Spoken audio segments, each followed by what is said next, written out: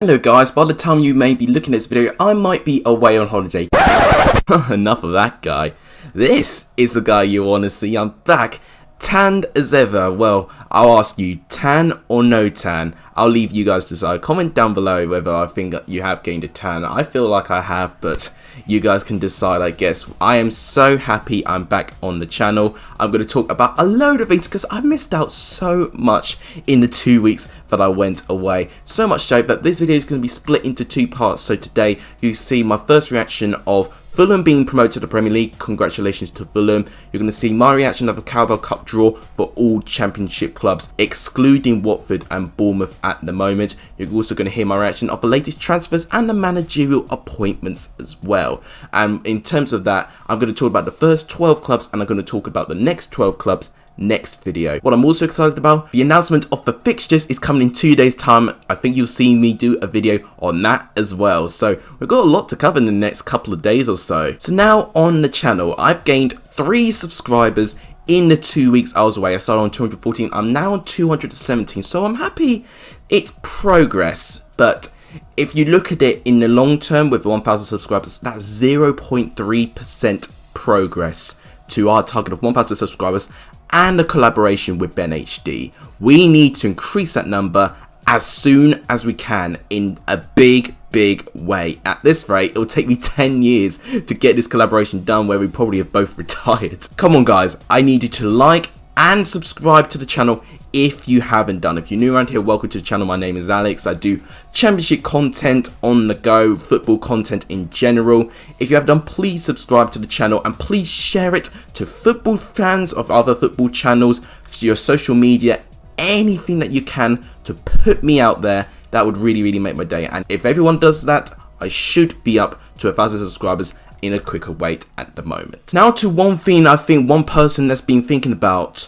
Lexus Hall of Fame. Well, obviously it's taken a conclusion. Well done to James Michael Robinson, since you got the last correct score prediction in the Lexus Hall of Fame this year for getting the playoff final correct. I actually managed to get one correct score, which was the Arsenal and Chelsea game, so I wasn't happy with getting the FA Cup final result right. It didn't work in my favour this time. But the final leaderboard of the Lexus Hall of Fame is as follows.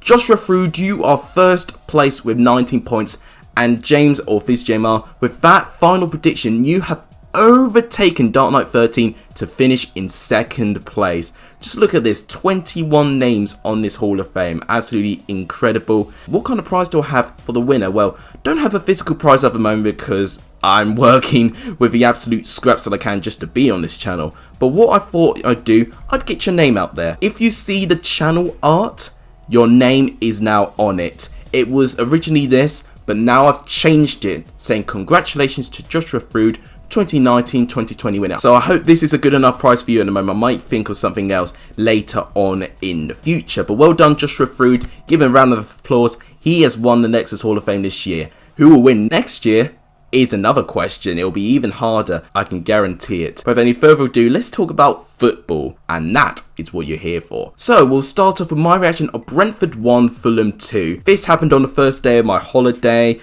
I managed to see some of the game. I was quite happy I didn't see the first 90 minutes because it was a snooze fest, which I did kind of anticipate with it being a general playoff final. I just didn't think it would be in the nature of these two sides to pull off a result like that because they're both free-flowing and attacking teams. But no, both teams were very desperate to try and get a win, and they didn't want to make a mistake.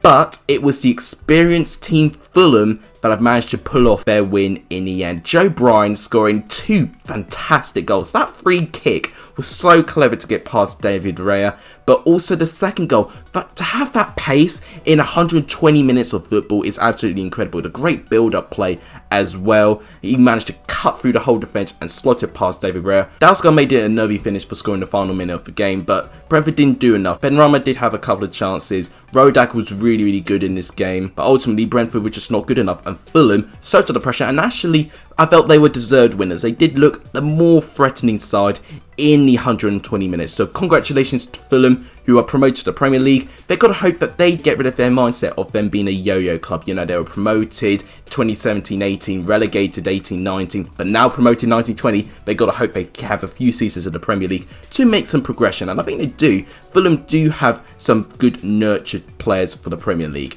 As of Brentford, it's huge commiserations. You know, I am anticipating them to be strong favourites for this season, but they've got to keep all the players. They've got a lot of interest, so later on in the video, I'll talk about that interest. Second part of the video, the Carabao Cup Draw has taken place. And before that, I'll quickly go through the EFL fixture schedule. So the round 1 fixtures actually take place on the 5th of September, which is a couple of weeks time from now. It's not that long. However, due to the international window, some matches may be played on alternative days just to help with fatigue. Rounds 2, 3 and 4 will actually be played on consecutive mid-week dates, so the Carabao Cup is going to go through very quickly. The draw was made yesterday, and here are all the draws for the championship. Here is the north side, so we've got a couple of interesting looking ties. For one, I'm looking at is Derby and Barrow. That is going to be an interesting game to say the least. Derby, of course, at home, really good championship outfit under Barrow. Their first appearance in this competition for such a long time. David Dunn is now their manager, of course, played for Blackburn. A little bit of a meme following this. Got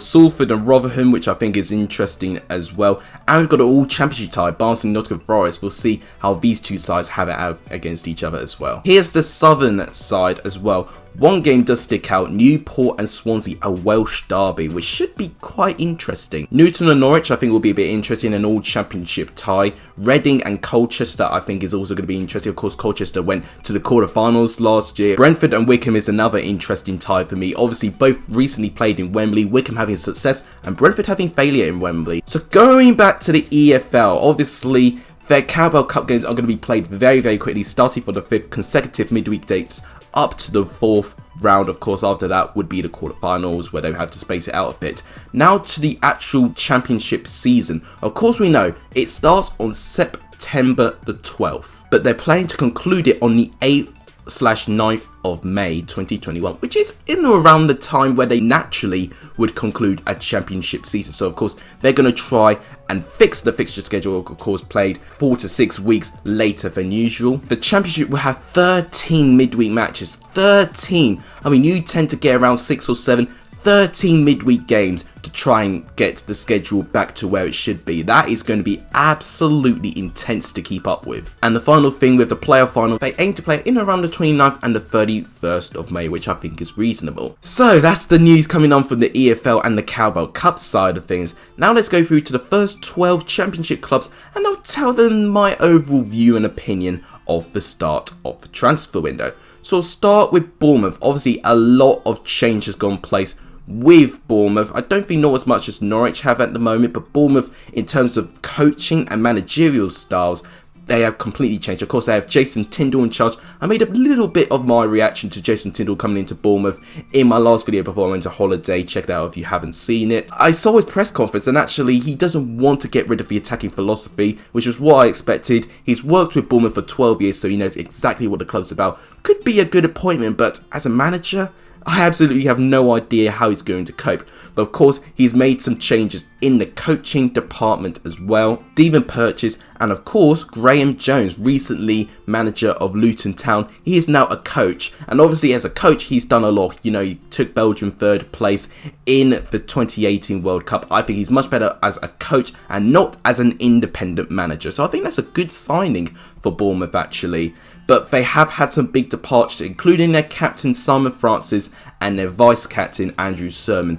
Both together, collectively, have 850 appearances. France has been there for 8.5 years, but unfortunately neither of their contracts were renewed. They've not brought anyone in yet, but other departures include Nathan Ake, 40 million to Manchester City, good signing for him. There have been rumours that Manchester United have been looking at Aaron Ramsdale, and more recently today, David Brooks as a potential like-for-like replacement if they don't get Jack Grealish. A little bit interesting actually. David Brooks would definitely take the transfer, but whether Manchester United fans will be happy with it, not sure. Work ethic yes, it's really, really good, but does he have the standard for Manchester United? That's another question worth discussing in another video. Now we go to Barnsley, a little bit quiet so far. They have re-signed Kylian Ludwig from RB Salzburg, a brilliant signing for me. You know, when he came in, he was a key regular player to Barnsley's terrific form at the end of the season. They also had 2 new coaches. Quite frankly, I've never even heard of them, so I'm not even going to bother trying to talk about them. They have lost 3 players though. They've lost Sibic and Cam McGeehan, both not renewing their contracts and both going to Ostend. Also, Radlinger, their goalkeeper, who had a pretty terrible start at the season, has also left on loan. I think Barnsley, if they can get just 3 to 4 players, 1 defence, 1 midfielder, 1 attacking player, I think Barnsley could have a pretty good chance of surviving, although they will be one of the favourites to get relegated this season. Now go to Birmingham. Of course, the big news was Aitor Karanka being announced as the manager. I made a video on it.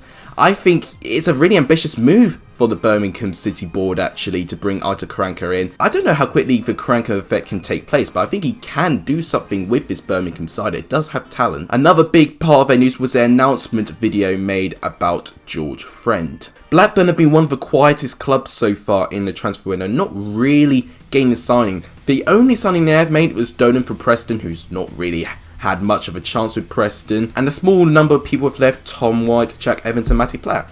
That's literally it so far.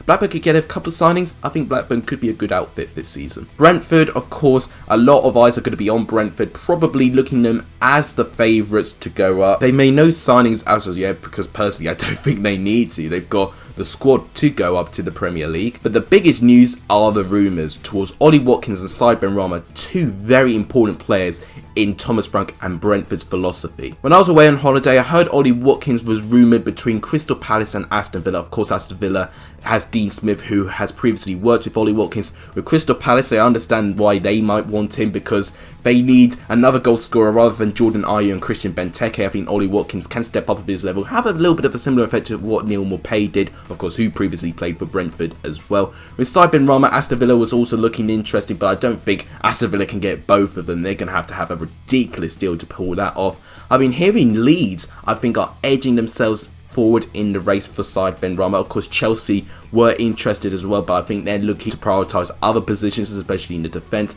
I don't know whether Benrahma would go to Leeds, but if they do get him, Leeds are making a big intent to stay in the Premier League. Now go to Bristol City. The biggest news coming out of Bristol City has been their change of coaches and managers as well. A bit similar to Bournemouth. They've appointed Dean Holden as their manager. He's saying some similar things to Jason Tindall, you know, doesn't want to change the style too much, but they have made a different approach to the coaching. They've got Keith Downing and Paul Simpson, who have both worked as coaches in the under-20s England squad. So it looks like Bristol City are trying to copy what Swansea have done with Steve Cooper. Obviously, he's worked with the under-20s with England as well. And of course, Swansea had a pretty good season last year, so maybe that's what Bristol City are going with as well. In terms of signs, I mean, the big announcement was Corey Smith announcing he was going to leave before Bristol City did. You know, it was very controversial at the time. I mean, even though I was away in a different country, I heard the outrage from Bristol City fans from the way that Corey Smith left the club. Of course, he's recently just joined Swansea. Good signing for Swansea, but a real loss for Bristol City for me. Now we go to Cardiff. They've gained 1 and they lost 1. Let's talk about the player they've gained. Kiefer Moore. I'm really excited about this signing personally. I knew he was going to leave following that Wigan were relegated. There was no way he was going to stay at Wigan, and I think Cardiff will be a really good side for him. You know, Cardiff play a very direct type of football, a little bit similar to Matt Smith, and is also quite quick on the ball as well, and has a bit of class. Remember that flick goal he did in midweek? I can't remember what the opponent was, but the fact he had that technique to do with that back heel in the net, you know, that I think is what Cardiff need, and I think they've got a real play on their hands. And of course, Cardiff have lost Danny Ward, a little bit underrated for me. I think a real loss actually. He's joined Huddersfield Town, a good signing for Huddersfield. With Coventry, they have signed a few players, but not really inspiring. Don't really know much about them in my opinion. I'm a bit intrigued to see how Gustavo Hamer, he's of course cost Coventry about £1 million. So for a side like Coventry to spend that sort of money, they obviously are a bit excited by this player.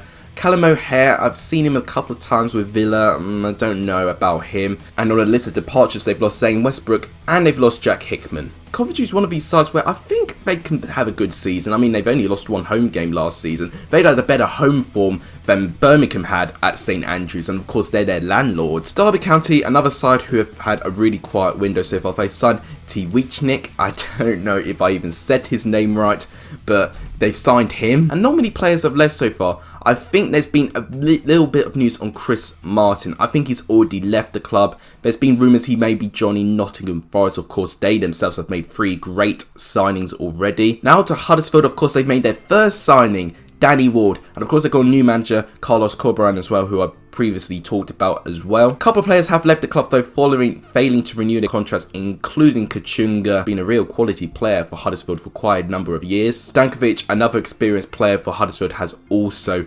left Huddersfield.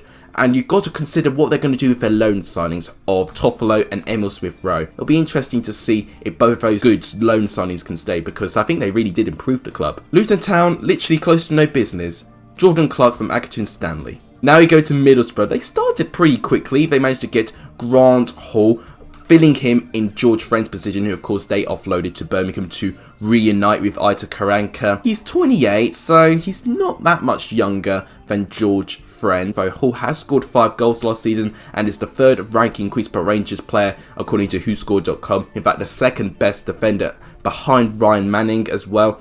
I think he could be a good signing for Middlesbrough. You know, if you look at this figure, he's really good at blocking, winning aerial duels, and I think that is exactly what Neil Warnock wants. But that is my reaction to the first 12 clubs of the Championship and the rest of the news coming out from the Championship. The reason why I'm not doing all 24 clubs is because I've got a severe jet lag and I need to get used to this time zone again. But if you guys like what you see, please make sure you do give this video a like. It's tremendously appreciated. If you haven't done, please subscribe to the channel. We want to get to 1,000 subscribers as soon as we can. If you could do that, it would really make my day. To get this collab with BenHD as soon as we can, it would really make my day. Please share the channel. Please share it to your social media, your friend, any other YouTube channel involved with the Championship, and that way I'll grow quicker. All of that would really make my day. But thank you guys so much for watching. I hope you guys are happy to see me back. You guys are legendary if you saw the end of this video, and as always, take care guys.